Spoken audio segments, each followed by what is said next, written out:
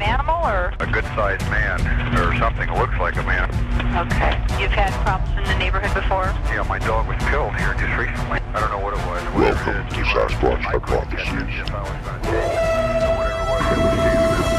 Jesus Christ, you better... Sure. See ya! Hello? Get somebody out here. What's going on now, sir? Son of a bitch is about 6'9". Do you see him now, sir? Yes, I'm looking right at him. Uh-oh. Is he in your yard, sir? Yeah, God, he's big. Okay, what's he doing in your yard? He's looking at me. And the guy is on foot. I don't know what... It's a big, real big person. But it is a person. Yeah, I'd say it was a person, somebody really big. But he's all in black.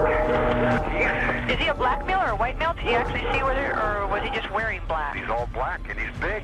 He is big.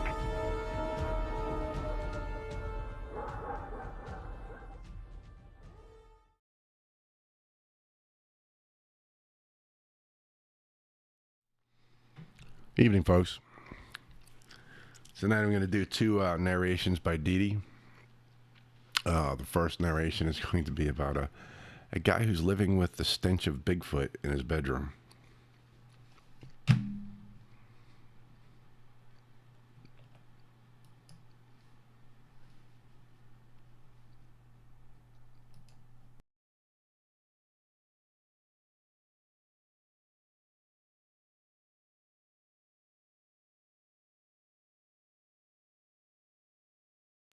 Hi everyone, this is DeeDee sharing another story with you from the internet. It's from Reddit. It's a 4-year-old story by I See Dead People. It's titled, Bigfoot Peed on My Air Conditioner. When I was a kid, I was terrified of Bigfoot, and for good reason. My mom had quite a few tall tales about her own encounter with the creature, and she enjoyed tormenting me with them as a child. Though admittedly, it didn't take much to scare me back then. I was a total wuss. The one I remembered the most clearly is her story of how, as a teenager, she and a friend had been walking along the side of a road close to where we live now, which is almost completely surrounded by woods and fields of grass. It's about a 30-minute drive to the nearest town, and there tend to be long stretches of nothing between houses. Whenever they wanted to hang out, they would simply meet each other halfway along this stretch of road. After they'd met up, they just decided to continue walking, heading away from my mom's home, and eventually passing her friends. Now, this is when they began nearing the area where we currently live. Like I said before, lots of trees and fields. This area is sort of deserted now, so I can only imagine how few houses there were back then when she was younger. That being said, it's understandable that they shat bricks upon seeing a large, dark figure just standing in one of the fields. As they got a closer look, they saw that it was covered in hair, and a stench that my mom described as being a strong urine smell reached them. At that moment, my mom said they were basically too scared to move and ended up having some sort of stare-off with whatever this thing was. They were only shaken out of their stupor when some old guy pulled up to the side of the road near them. He'd obviously seen what they had, because he started charging towards them with his huge German Shepherd in tow. My mom said the dog immediately took off towards the thing, managing to jump right over her friend in the process. The so-called Bigfoot started to run, and the dog chased it into the woods. By this time, my mom and her friend had locked themselves inside the old guy's truck. After a minute or two, the dog returned, basically hightailing it toward them. Afterwards, the guy drove them home, and as expected, no one believed them, even when the man backed their story up. Though my mom did mention some people in the area who were apparently searching for Bigfoot. They actually came to her house, but my grandfather told them off and said they were full of bull, and wouldn't let them talk to my mom anymore. Anyway, the whole reason this became relevant again is because of something that happened this morning around 2:30 a.m. I was just browsing Reddit when my mom asked me to come out into the kitchen where she was. I didn't think anything of it until I asked her what she wanted. She simply asked that I stand beside her while she closed the window on our kitchen door. After laughing at her weird request and asking why she wanted me to do such a thing. She explained that she'd heard growling. It had even been loud enough that the headphones she was wearing while watching YouTube videos hadn't blocked the noise out. We've had bears, foxes, and coyotes around our house before, so I thought nothing of it and hung around while she shut and secured the window. It wasn't until after I pulled back the curtains to take a gander outside, hoping to see what had made this noise, that her demeanor changed.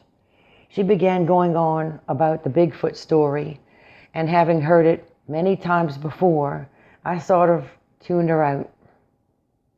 Until she began talking about the smell. Now this is where I started to get kind of freaked out. She said it smelled strongly of urine, and for the past week a smell like that had been coming in through the air conditioner in my bedroom, forcing me to leave it turned off. I'm probably overreacting, but it's tempting to just remove it and close the window. Though the idea of Bigfoot just sounds so ridiculous, I'd feel stupid doing so. And also, my mom's smug satisfaction that her story got to me, even now that I'm older, might just be too much to bear.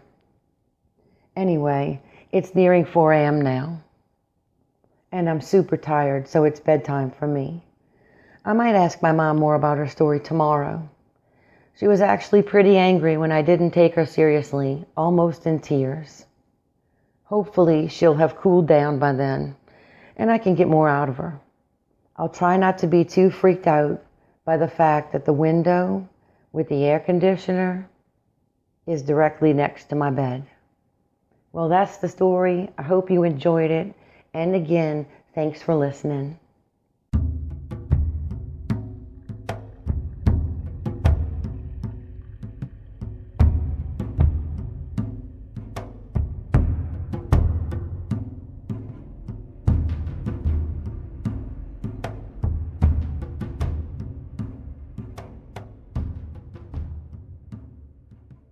Hi everyone, this is DeeDee sharing another encounter with you from the internet. This encounter was one of my first audio reads, hailing from the bluegrass state of Kentucky, and it goes like this. I call this one Roadblock. It's a story from Kentucky in 2008. Dave had already been interested in researching due to a report that came his way from a witness who observed a creature crossing the road. When she slowed down to observe, she saw that the creature was standing in the middle of the road watching her and swaying its arms from side to side. The area was 11 to 12 miles from Dave's family farm and near a popular fishing spot alongside a lake where he and his family had done some fishing in the past.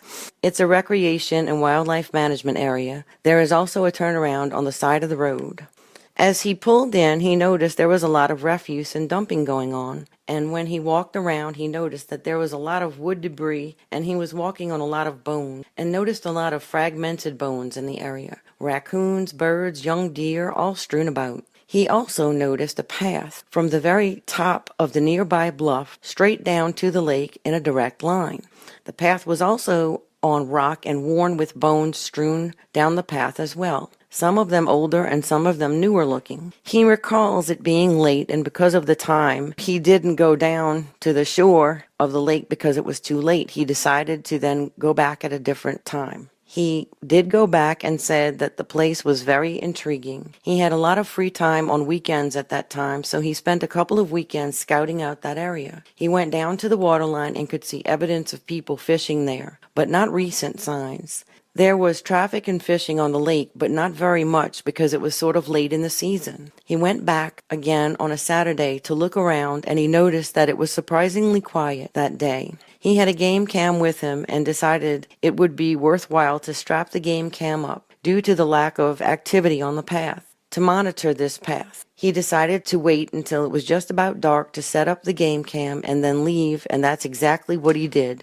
He then went home to his family farm, where a family reunion was planned for Sunday. He got up at 5 a.m. on Sunday to retrieve the game cam and noticed that it was extremely foggy that day, one of the foggiest days that he had ever seen. His mother had a bad feeling that something was going to happen and gestured discouragement of him going to retrieve his game cam in the fog. The sun was up, but it was really just so clouded over with fog that it looked very dark. He arrived and parked in the spot that he normally did. It was very quiet again. He left his gun in the car. He got to the game cam and noticed that it had snapped 3 or 4 shots, unstrapped it from the tree, and started to head back up. As soon as he turned, he heard some movement in the woods along the bluff towards a gully. It sounded as though something had moved into the gully. As he moved up, he heard the voices of some fishermen who were on the lake or headed towards the lake under a bridge. He got to his car and put the game camera in. The windows of the car were rolled down a little because of the fog's moisture, but he had the hatch door unlocked. As he was stepping back to push down the door, he smelled something like a wet dog. Really heavy, musky, wet animal smell. He then stepped back away from the car several feet. Then he didn't smell it anymore. Again, he stepped forward and the smell returned. To his right was the gully, still heavily covered in fog. Then he saw something stand up in the gully out of the mist. It rose straight up with no real effort. He realized that this was a Sasquatch.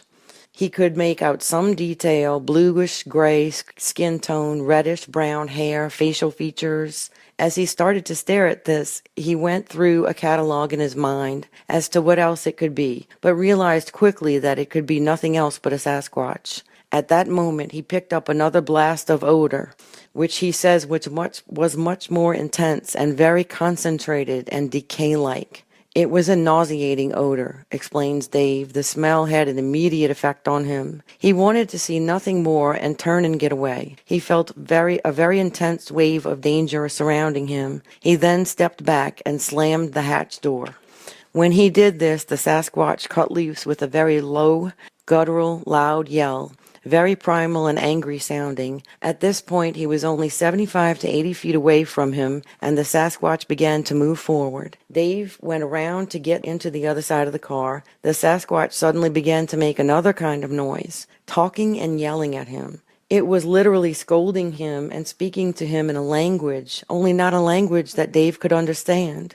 Dave then felt ashamed to be there. He felt as though he had been caught at something he shouldn't have been doing, suddenly feeling the "why are you here? Why are you bothering me?" feeling. It was so intense, Dave explains, he started to shut down. He literally felt like something inside him was trying to make him lie down, bending knee kind of over at the waist. Part of this was because of the smell, the fear, and the emotional content all mixed together. He felt as though he couldn't plug into anything. He began to double over and shut down. His rational mind then took over and signaled, "You can't do this because it's coming towards you. And if you curl up and lie down and it comes around the back of the car, it's going to do whatever it wants. And it's not happy." Finally, Dave got up and entered his car. When he looked out the window, he noticed that this Sasquatch had not moved from where it had been. Then it started a bellowing, yelling sound that he compares to a record being played backwards, with a weird Asian inflection. He could feel these vocals in his chest. He felt as though these actions were purely defensive and not meant as an attack.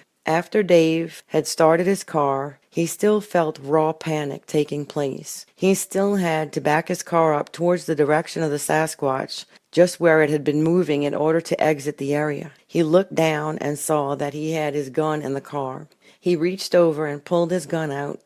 Then he noticed that he had left that window halfway down because of the fog. The Sasquatch was now coming towards the car. Dave popped off 2 shots out of the window, away from the creature, in an effort to stop the movement towards the car. The Sasquatch then stopped. Dave thinks that the creature recognized what this was, a gun. He then looked out the window and realized that the creature was about 30 to 35 feet away from him. Dave then decided that this was the best time to leave. He had the gun in his hand and his finger off the trigger to shift the car in gear. Having to do this was quite a challenge because he had to push in the gear shift high on the dash. Subsequently, he put a round right through the dash, right above his shifter. This was a snub-nose 357, which caused a very loud sound inside the car. He didn't stop the car. It was in drive, so he continued his goal of exit. He peeled out and took off quickly. He was headed in the wrong direction, away from where he was supposed to be going. He then turned around at a church not too far from where he was. He was calming down and at the same time realizing what he had seen.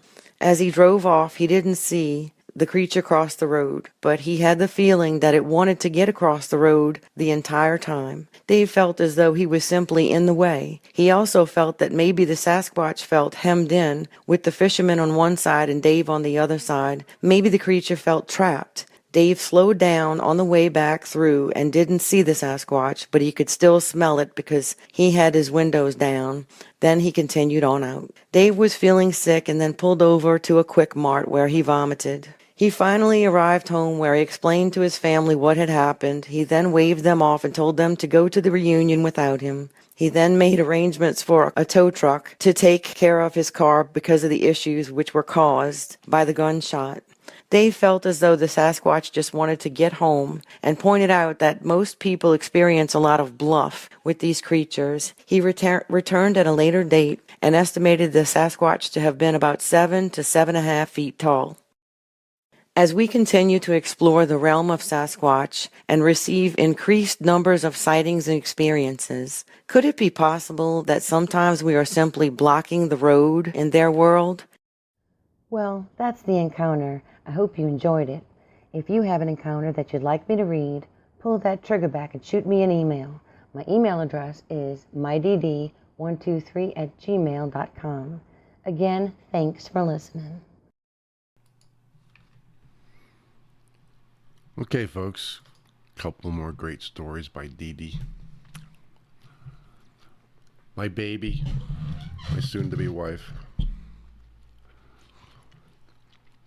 All right. Hello, Chris, Ralph, North Country Bigfoot, Sean.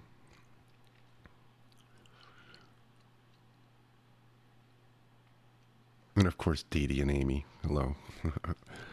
Folks, I'm going to cut it short because I have a pinched nerve in my neck, and if I'm not leaning back at a 45-degree angle, I'm in extreme pain. So, we're going to cut it short tonight, unfortunately. And until next time, y'all take it easy.